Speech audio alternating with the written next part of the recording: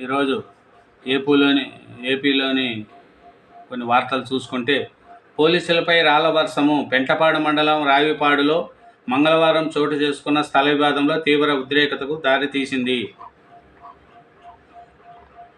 స్థలం విషయంలో ఇరు వర్గాల మధ్య ఘర్షణ.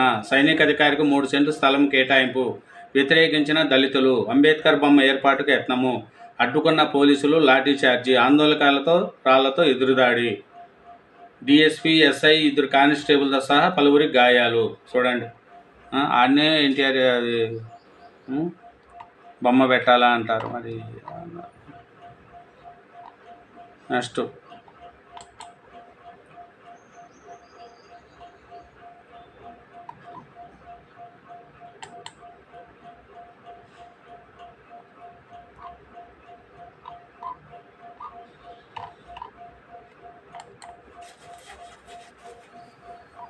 ఎన్నికల నాటి నుంచి వైసీపీ అరాచకాలు పెరుగుతూనే ఉన్నాయి, తప్ప తగ్గడం లేదు.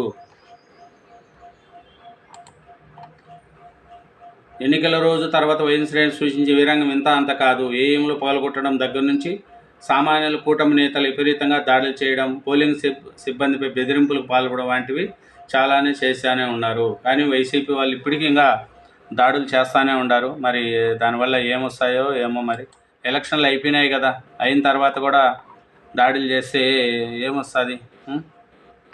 నెక్స్ట్ మాచర్లలో 52 మందిపై రౌడీ షీటర్ ఓపెన్ చేశారంట. మాచర్ల నియోజకవర్గంలో ఎన్నికల సందర్భంగా దాడులు తెగబడిన 52 మందిపై పోలీసులు రౌడీ షీటర్ ఓపెన్ చేశారు.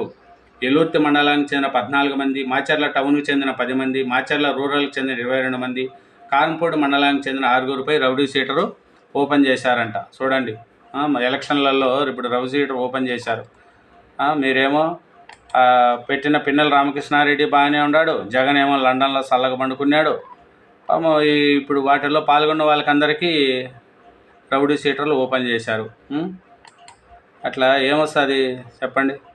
నెక్స్ట్ అజ్ఞాత వీడిన పిన్నెల్లి రోజు ఎస్పీ ఆఫీస్కు రావాల్సిందే. చూడండి, ఇన్ని రోజులు కనపడలేదు, రచ్చలు పెట్టేసినాడు, కనపడలేదు. ఇప్పుడు కోర్టు చెప్తే వచ్చాడు. పల్నాడు జిల్లా మాచర్ల వైసీపీ అభ్యర్థి పిన్నెల రామకృష్ణారెడ్డికి హైకోర్టు మరో 3 కేసుల్లో షరతులతో కూడిన మధ్యంతర ముందస్తు బెయిల్ మంజూరు చేసింది.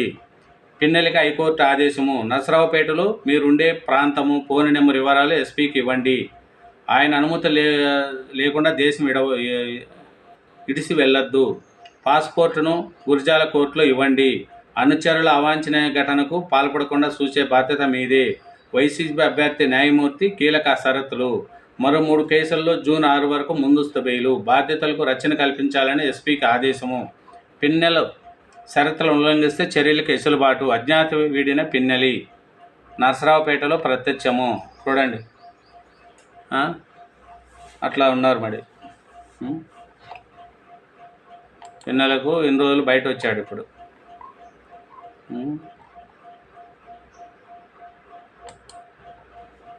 ఆయన కేఎస్ జవహర్ రెడ్డి రాష్ట్ర ప్రభుత్వ ప్రధాన కార్యదర్శి, పరిపాలన యంత్రాంగం మొత్తానికి బాస్, కానీ సిఎస్గా కెరీర్లో చివరిలో మరకలు. అంతకుముందు వివాదరహితంగానే విధులు. జగన్ సేవలోకి వచ్చాక మారిన తీరు. మన్యంలో కుమారుడికి మైనింగ్ దండ, మెడకు చుట్టుకున్న విశాఖ భూముల స్కాము, భారీగా చేతులు మారిన అసైన్ భూములు. చూడండి ఆయన. నెక్స్ట్ ఎన్నికల వేళ మితిమీరిన జగన్ భక్తి. అస్మదీయులకు ఐఏఎస్ కోసం ఆరాటము. పాలకులపైన, నేతలపైన భూముల స్కాములపైన ఆరోపణలు రావడం కొత్త ఏం కాదు. కానీ ప్రభుత్వ ప్రధాన కార్యదర్శి బినామీ పేరు 800 ఎకరాల అసైన్ భూములు కొట్టేశారని విశాఖ జనసేన నేత పీతల మూర్తి యాదవ్ సంచలన ఆరోపణలు చేశారు.